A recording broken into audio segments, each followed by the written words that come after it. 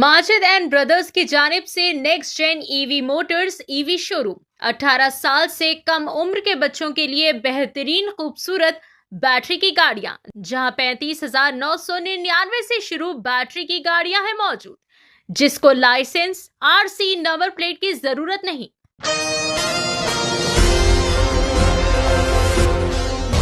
नरेंद्र मोदी की क़यादत में मरकज़ी हुकूमत के 12 साल मुकम्मिल होने के मौके पर मुंबई में एक शानदार और पुरवकार तकरीब का इनेकाद अमल में लाया गया। इस मौके पर महाराष्ट्र के वज़ीर आला व बीजेपी महाराष्ट्र के सदर देवेंद्र फडणवीस और रविंद्र चव्हाण ने यहाँ पर बेहतरीन इंतजाम किए। इन्होंने इन 12 सालों को कौम की तामीर और तरक्की का तारीख़ी दौर करार दिया। ये खुसूसी प्रोग्राम मुंबई के प्रभादेवी इलाके में वाक़े रविंद्र नत्या मंदिर में मुनक़्क़िद हुआ, जहां पर वज़ीर आला देवेंद्र फडणवीस ने हिंदी और मराठी ज़बान में तैयार की गई खुसूसी टेबल बुक का इजरा किया। इस किताब में मोदी हुकूमत के गुज़िश्ता 12 सालों की अहम कामयाबियों, तरक्याती मनसूबों और मुख्तलिफ शोबों में होने वाली पेशरफ्त को तफसील के साथ पेश किया गया। अपने खिताब में वज़ीर आला देवेंद्र फडणवीस ने कहा कि वज़ीर आज़म नरेंद्र मोदी की क़यादत में भारत ने आलमी सतह पर एक मजबूत और बाअसर ताकत के तौर पर अपनी पहचान बनाई। इन्होंने कहा कि मईशत, इंफ्रास्ट्रक्चर, टेक्नोलॉजी, दिफा और बैनुल-अक़वामी ताल्लुक़ात समेत हर शोबे में मुल्क ने गैर मामूली तरक्की हासिल की है, जिससे दुनिया भर में भारत का विक़ार बहुत ज़्यादा बुलंद हुआ। बीजेपी रियासती सदर रविंद्र चौहान ने कहा कि ये 12 साल तरक्की, खुद इन्हिसारी और अवामी फलाह के साल रहे। इन्होंने कहा कि गरीबों की बहबूद, जदीद इंफ्रास्ट्रक्चर, डिजिटल इंडिया और आत्मनिर्भर भारत जैसे मंसूबों ने मुल्क को तरक्की की नई बुलंदियों तक पहुंचाया। तकरीब में पार्टी कारकुनान, समाजी शख्सियात और आवाम की बड़ी तादाद ने शिरकत की, जबकि मोदी हुकूमत की 12 साल कारकर्दगी पर मबनी खुसूसी नुमाइश भी पेश की गई। आइए जानते हैं इस खुसूस में मुकम्मल तफसीलात। पेश है महाराष्ट्र मुंबई से नुमाइंदा रिपोर्टर रियाज अहमद की एशियन टीवी न्यूज़ चैनल के लिए खास रिपोर्ट। हिंदवी स्वराज्याचे सरसंस्थापक छत्रपती शिवरायांना मानाचा मुजरा करतो। भारतीय राज्य घटनेचे शिल्पकार भारतरत्न डॉक्टर बाबासाहेब आंबेडकर यांना मानवंदना अर्पित करतो। राष्ट्र निर्माणाची तपपूर्ती या मोदीजींच्या कार्यकाळाला 12 वर्ष पूर्ण झाल्यानंतर त्यांच्या कार्यावर प्रकाश टाकणारी ही जी काही एक हे कॉफी टेबल बुक आहे, पुस्तिका आहे, याच्या प्रकाशन प्रसंगी मंचावर उपस्थित असलेले ज्यांच्या संकल्पनेतून हे कॉफी टेबल बुक तयार झालं ते महाराष्ट्राचे भारतीय जनता पक्षाचे अध्यक्ष माननीय रविंद्र चव्हाणजी, मंत्री मंगल प्रभात लोढाजी, मुंबईचे अध्यक्ष अमित साटमजी, आमदार निरंजन डावखरेजी, योगेश सागरजी, संजय कुटेजी, सुनील राणेजी, राजेश पांडेजी, समोर उपस्थित असलेले माध्यम क्षेत्रातील अनेक दिग्गज मान्यवर आणि उपस्थित सर्व भगिनी आणि बंधूंनो, मी रवींद्र चव्हाण साहेबांचं मनापासून अभिनंदन करेन की माननीय प्रधानमंत्री महोदयांना शपथ घेऊन उद्या 12 वर्ष पूर्ण होत आहेत। 26 मे 1914 2014 ला 26 मे 2014 ला जो आवाज आपण सर्वांनी ऐकला, मैं नरेंद्र दामोदर दास मोदी, तो आवाज आजही आपल्या सर्वांच्या कानामध्ये निश्चितपणे त्या ठिकाणी गुंजतो आहे। आणि ही 12 वर्ष अक्षरशः थक्क करणारी अशा प्रकारची 12 वर्षे। एखाद्या देशाची शक्ती, एखाद्या देशाचा स्वाभिमान आणि आत्माभिमान कशा पद्धतीने जागृत करून एक मोठं परिवर्तन घडवलं जाऊ शकतं, हे गेल्या 12 वर्षांमध्ये मोदीजींनी दाखवून दिलंय। जो देश एखाद्या याचकाच्या भूमिकेमध्ये, कधी एखाद्या बिचाऱ्या भूमिकेमध्ये आपल्याला पाहायला मिळाला, आज तो देश आत्मनिर्भर भारत अशा पद्धतीनं जगाच्या पाठीवर स्वाभिमानाने उभा असलेला गेल्या 12 वर्षाच्या या कार्यकाळात आपल्याला पाहायला मिळतोय. खरं म्हणजे 12 वर्षात मोदीजींनी वेगवेगळ्या क्षेत्रात केलेलं कार्य हे एका कॉफी टेबल बुक मध्ये मांडणं देखील अत्यंत कठीण आहे आणि त्याबद्दल एखाद्या भाषणामध्ये बोलणं हे तर त्याहीपेक्षा कठीण आहे. पण मला असं वाटतं की ही जी काही 12 वर्ष आहे ही नवभारताकडे जी काही भारताने वाटचाल केली त्याची ही 12 वर्ष आहे.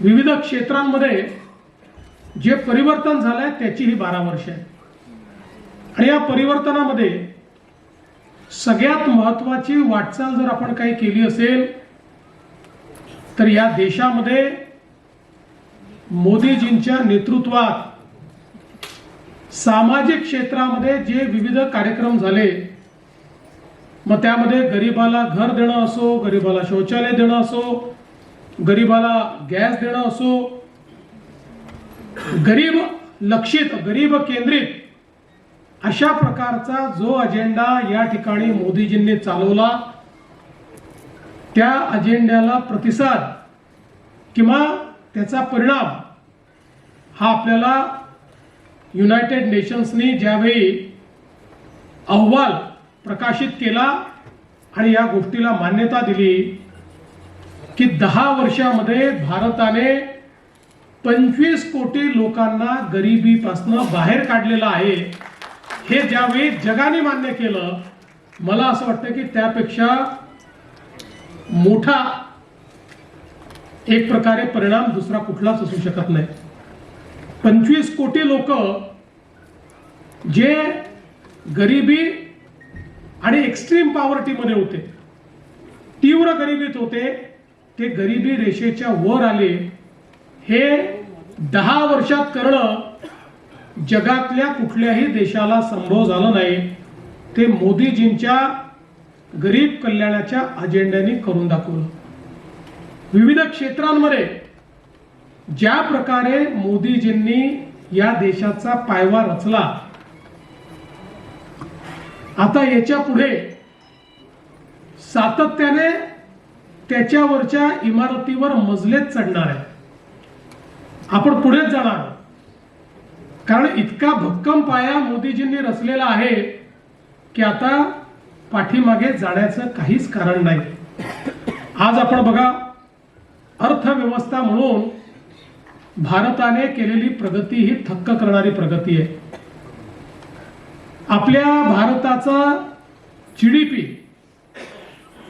जो 2013-14 साली 103 लाख कोटी होता, आज तो GDP 357 लाख कोटी पर्यंत पोहोचलाय. म्हणजे 10 वर्षामध्ये 3 पटीने आपला GDP या ठिकाणी वाढलेला आहे. महाराष्ट्राचाच आपण विचार केला तर साधारणपणे 13-14 मध्ये जो महाराष्ट्राचा GDP 13 लाख कोटीचा होता, तो आता 54 लाख कोटी रुपयांपर्यंत पोहोचलेला आहे. आणि मला असं वाटतं की ही जी काही एक प्रकारे देशाच्या अर्थव्यवस्थेची वाढ आहे, यासोबत या देशामध्ये संधी तयार व्हावी याकरता झालेले जे काही रिफॉर्म्स आहेत, या रिफॉर्म्स मध्ये मी तर असं म्हणेन की GST हा एक असा रिफॉर्म आहे की ज्याच्यामुळे आम्ही क्वांटम जंप घेतली. आज आपण बघा, जेव्हा GST या देशामध्ये आला आणि आम्ही ट्रेड बॅरियर्स त्या ठिकाणी तोडले. पूर्वीच्या काळी प्रत्येक राज्य आपला टॅक्स लावायचं, आणि त्यामुळे आमच्याकडे परदेशी गुंतवणूकदार हे येऊ शकत नव्हते. ट्रेड बॅरियर्समुळे अनफेअर ट्रेड होता, त्यामुळे लेवल प्लेइंग फील्ड नव्हती. एक प्रकारे हे बॅरियर्स वेपनाइज केले जायचे, त्यातनं देशाच्या अर्थव्यवस्थेवर विपरीत परिणाम व्हायचा. अनेक वर्ष युपीएच्या सरकारने जीएसटी आणण्याचा प्रयत्न केला, ते यशस्वी झाले नाही. पण मोदीजींनी जीएसटीवर एकमत घडवलं आणि घडवून या देशामध्ये जीएसटी आणला. मला आजही आठवतं की ज्यावेळी जीएसटीचं बिल राज्याच्या विधानसभेमध्ये मी मांडलं होतं, त्यावेळी विधानसभेमध्ये आमच्या विरोधकांनी खूप गदारोळ करून सांगितलं होतं, आपण मॅन्युफॅक्चरिंग स्टेट आहोत. मॅन्युफॅक्चरिंग स्टेट असल्यामुळे आपला आजचा जो वॅट आहे तो जीएसटीत कन्वर्ट झाला तर तो कमी होईल, महाराष्ट्राचं नुकसान होईल. महाराष्ट्राने जीएसटी स्वीकारू नये. त्यावेळेस मी भाषणामध्ये सांगितलं होतं की आपण मॅन्युफॅक्चरिंग स्टेट आहोत आणि बॉर्डरलेस व्यापार जर सुरू झाला तर आपला जो काही मॅन्युफॅक्चरिंग बेस आहे हा मोठ्या प्रमाणात वाढेल. आणि ज्यावेळेस मॅन्युफॅक्चरिंग बेस वाढतो त्यावेळी त्या मॅन्युफॅक्चरिंग करता कन्झम्पशन देखील करावं लागतं आणि म्हणून आपल्याला त्या माध्यमातून मोठ्या प्रमाणात जीएसटी मिळेल. आज आपण बघा 2017, 18, 16, 17 जेव्हा आपला वॅट गेला आणि जीएसटी आला त्यावेळी महाराष्ट्राचं हायेस्ट कलेक्शन हे 75,000 कोटी रुपये होतं, जे मागच्या वर्षी 2,75,000 कोटी रुपये झालं. आणि आत्ताच परवा आपण बघितलं असेल की जीएसटीचे आकडे घोषित झाले. या आकड्यांमध्ये आपल्या नंतरची जी दोन्ही राज्य आहेत, 2 नंबर आणि 3 नंबर, ती दोन्ही राज्यांना एकत्रित केलं तरी देखील महाराष्ट्राचा जीएसटी जास्त आहे. आणि एक क्वांटम जंप आपण त्या ठिकाणी घेतली जीएसटी मुळे. आणि सगळ्यात महत्वाचं की त्या काळामध्ये सगळे असं म्हणायचे की जीएसटी फेल होणार आणि त्याचं कारण ते सांगायचे. 20-25 देशाचा त्या ठिकाणी अनुभव सांगितला जायचा, या देशात फेल झाला, त्या देशात फेल झाला. पण मोदीजींनी जीएसटी तयार करताना या देशातली सगळ्यात मोठी क्रांती जर काही केली असेल त्यावेळी भारत इतक्या युनिक पोझिशन मध्ये आहे. भारताने या सगळ्या परिस्थितीमध्ये जी भूमिका घेतलेली आहे त्या भूमिकेमुळे आता एकदा वॉर जेव्हा स्टॉप होईल त्यानंतरचा जो काही इकॉनॉमिक राईज आहे त्याच्यामध्ये भारताला अत्यंत प्रमुख भूमिका मिळेल. मला असं वाटतं की ही जी एक कणखर अशा प्रकारची भूमिका आणि भूमिका दाखवत असताना ऑपरेशन सिंदूर सारखं ऑपरेशन की ज्याच्यामध्ये भारताने आपली सामरिक शक्ती ही दाखवून दिली. कारण आपल्याला माहिती आहे भारत केवळ पाकिस्तानशी युद्ध लढत नव्हता, भारत हा एक प्रकारे चीनशीही सुडो वॉर लढत होता. कारण पाकिस्तानला शस्त्रास्त्र आणि सगळ्या प्रकारची लॉजिस्टिकल मदत ही चायना देत होतं. सगळा त्या ठिकाणी खर्च जो काही असेल त्यामध्ये आपल्याला कल्पना आहे की तो कुठून येत होता हे सगळ्यांना माहिती आहे. पण भारताने दाखवून दिलं की भारतामध्ये तयार झालेले जे इक्विपमेंट्स आहेत, भारताचे ड्रोन्स, भारताचे जे काही मिसाईल्स, याची शक्ती आपण दाखवून दिली. आणि अक्षरशः प्रिसिशननी जे काही त्या ठिकाणी त्यांच्या युद्धाची विमानं होते, एअर बेसेस होत्या, त्या नष्ट करण्याचं काम आपण हे करून दाखवलं. दुसरीकडे त्यांनी त्यांच्या चायना मेड अशा प्रकारचे हजारो ड्रोन्स, मिसाईल्स सगळे आपल्यावर टाकले. एकही ड्रोन आणि एकही मिसाईल भारतावर यशस्वीपणे मारा करू शकला नाही. आपल्या एअर डिफेन्स सिस्टीमनी हवेतच हे सगळं त्या ठिकाणी मारून पाडलं. आत्मनिर्भरता म्हणजे काय तर जो भारत जवळपास सगळी शस्त्रास्त्र सगळी ही इम्पोर्ट करत होता, आज तो भारत 50,000 कोटी रुपयाचा एक्सपोर्ट करतोय. आणि कालच माननीय देशाचे रक्षा मंत्री यांच्यासोबत शिर्डीमध्ये एका युनिटचं आम्ही उद्घाटन केलं. निबे इंडस्ट्रीजच्या मोठं युनिट आहे, जवळजवळ त्या ठिकाणी अर्ध्या किलोमीटरचे 9 शेड्स आहेत ज्या ठिकाणी मिसाईल्स बनतायत, शेल्स बनतायत. आणि त्या ठिकाणी निबेंनी सांगितलं की 365 दिवस भारताला युद्ध लढावं लागलं तरी जो दारुगोळा लागेल तो करण्याची कॅपॅसिटी आमची आहे. अशाच प्रकारची कॅपॅसिटी आज आपण पाहतोय. आपल्याकडे सोलर इंडस्ट्री असेल, आपल्याकडे L&T असेल, आपल्याकडे कल्याणी असतील, या सगळ्यांनी तयार केली आहे. पण यातलं सगळ्यात महत्त्वाचं काय आहे तर त्या ठिकाणी 5 वर्षाचं त्यांचं सगळं प्रोडक्शन हे इस्रायलने बुक केलं आहे. संपूर्ण 100% प्रोडक्शन त्यांचं बुक केलेलं आहे. त्यामुळे आता भारत आत्मनिर्भर तर आहेच, पण मोदीजींनी जे सांगितलं make in India and make for world, ते आता खऱ्या अर्थानं पूर्ण होताना आपल्याला पाहायला मिळत आहे.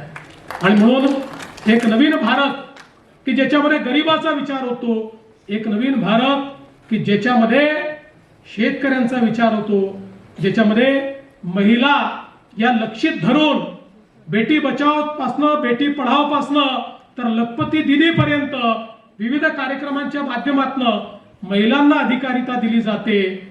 अशा प्रकारचा एक भारत, युवांची स्वप्न पूर्ण करणारा, स्टार्टअप इकोसिस्टीम हा रुजवणारा भारत आज आपण या ठिकाणी या 12 वर्षात तयार झालेला बघतो आहोत. आणि म्हणूनच मला असं वाटतं की ही जी तपपूर्ती आहे, या तपपूर्तीच्या निमित्ताने रवींद्र चव्हाणजींनी हे जे काही कॉफी टेबल बुक या ठिकाणी प्रकाशित केलाय, यामध्ये मेजर हायलाइट्स हे आपण आणण्याचा प्रयत्न केलेला आहे. आणि विशेषतः मला आनंद आहे की ज्यांचं म्हणणं हे महाराष्ट्रातले लोक ऐकतात, असे अनेक लोक माध्यम क्षेत्रातले हे आपण या ठिकाणी बोलवलेले आहेत. हा संपूर्ण विषय जे एम्प्लिफाय करू शकतात अशा पद्धतीची मंडळी या ठिकाणी सगळी आलेली आहेत. त्यामुळे मला विश्वास आहे की आपल्या सर्वांच्या माध्यमातून भारताची ही वाटचाल ही आपण जनाजनापर्यंत पोहोचवण्याचा प्रयत्न कराल. मी आपल्या सर्वांचे मनापासून आभार मानतो. माननीय रवींद्र चव्हाणजींचे मनापासून अभिनंदन करतो आणि माझं बोलणं संपवतो. जय हिंद, जय महाराष्ट्र. 18 साल से कम उम्र के लड़के और लड़कियों के लिए अजीम पेशकश. हैदराबाद दक्कन में एक नुमाया नाम माजिद एंड ब्रदर्स की जानिब से next gen EV motors EV showroom जो बहादुरपुरा चौराहा किशनबाग रोड हैदराबाद में मौजूद है, जहां पर आपकी ख्वाहिश के मुताबिक 18 साल से कम उम्र के बच्चों के लिए बेहतरीन और खूबसूरत बैटरी की गाड़ियां मौजूद, जिसको लाइसेंस, RC, नंबर प्लेट की जरूरत नहीं है. इस गाड़ी को कम उम्र लड़के लड़कियां स्कूल और कॉलेज के लिए इस्तेमाल कर सकते हैं. इनके अलावा औरतें और सीनियर सिटीजन भी इस्तेमाल कर सकते हैं, जिसमें 10 ता 12 मॉडल्स दस्तयाब है, जिसकी कीमत सिर्फ 35,999 से शुरू होकर 86,999 पर खत्म होती है, जिसमें मोटर और कंट्रोलर की वारंटी 2 साल है, बैटरी चार्जर की वारंटी 1 साल है. ये तमाम models next gen motors Bahadurpura पर मौजूद है. मजीद तफसीलात के लिए 9246109197 या फिर 9246209197 पर रब्त करें.